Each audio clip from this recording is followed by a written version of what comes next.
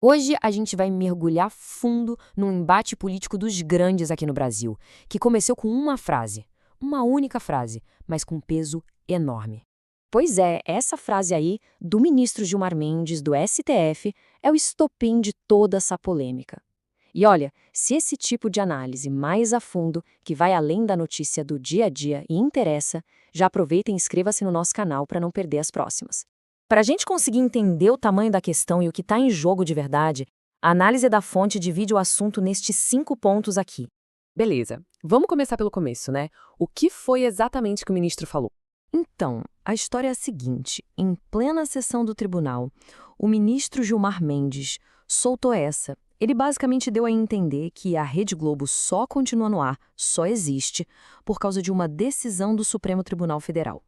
Ele sugeriu que foi o STF que barrou o ex-presidente Bolsonaro de cassar a concessão da emissora.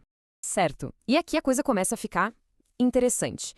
Porque a grande questão é, isso foi só um comentário, um relato de um fato que aconteceu, ou tem algo a mais por trás dessa fala? E é aí que entram as duas visões.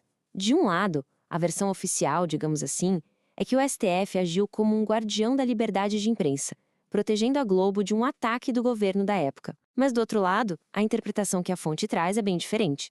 Seria uma ameaça velada, um recado bem direto do tipo: olha, vocês estão aí porque a gente deixa, então é bom maneirar nas críticas.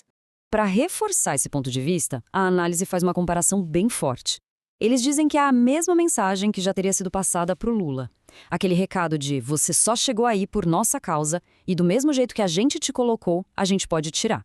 Ou seja, a fonte aponta para um padrão do STF de sempre lembrar aos poderosos quem realmente tem a caneta na mão. Ok, mas de onde vem essa história toda da concessão da Globo? Para entender a fala do Gilmar Mendes, a gente precisa voltar um pouquinho no tempo.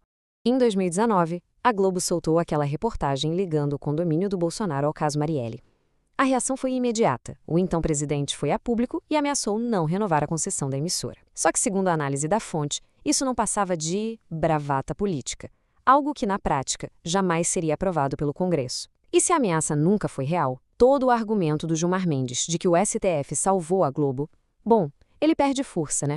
E é aqui que a análise da fonte mira num ponto bem sensível, a suposta hipocrisia. Ela questiona essa imagem que o próprio STF constrói de ser o grande defensor das liberdades no país.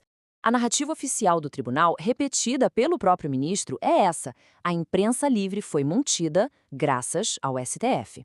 Ou seja, a ideia de que eles são os grandes protetores. Só que aí, a fonte joga na mesa uma lista de ações do próprio Supremo que, na visão